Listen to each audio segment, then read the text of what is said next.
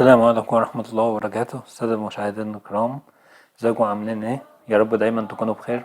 النهاردة احنا هناخد مع بعض ازاي ان انا اخفي شبكة الواي فاي، وازاي ان انا احدد عدد المستخدمين اللي يستخدموا الواي فاي بتاعي. اول حاجة زي ما احنا شايفين دي صفحة الراوتر بتاعتنا. ماشي، اول حاجة ان احنا هنعمل يوزر نيم، وهنعمل الباسورد.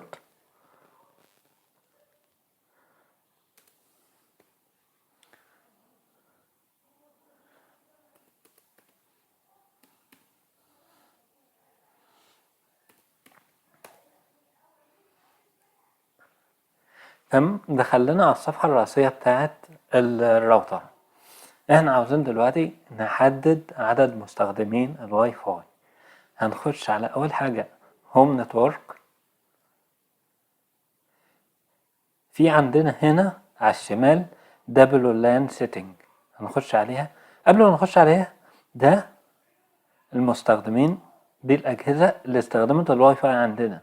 لو احنا عاوزين نمسحهم بنمسحهم عادي، مفيش مشكلة. نضغط على ديليت دي،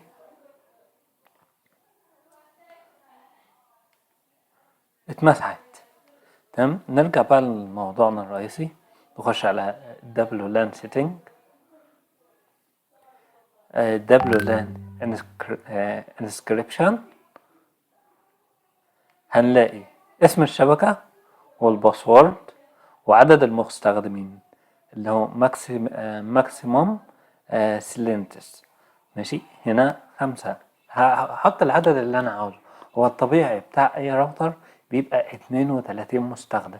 انا بمسحها وبعمل عدد المستخدمين اللي انا عاوزهم ولو يكن 3.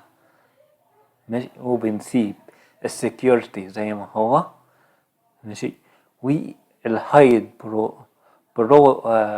برود كاست، ده الشبكة نفسها.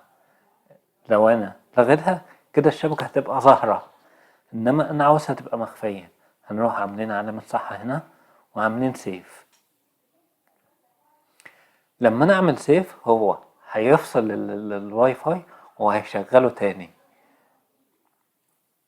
بعد ما يفصل الواي فاي ويشغله تاني هيبقى العدد المستخدمين اللي هيقدروا يخشوا على الواي فاي 3 بس، مش هيبقى اكتر من كده خالص، ومحدش هيقدر يخش اكتر من ال3 دول، من ال3 اشخاص دول. تمام، دي كانت حلقة النهاردة. يا ريت لو استفدتم، يا ريت اشتراك للقناة وتفعيل زر الجرس عشان يوصل لكم كل جديد. كان معكم المحاضر محمود زهران. شكرا.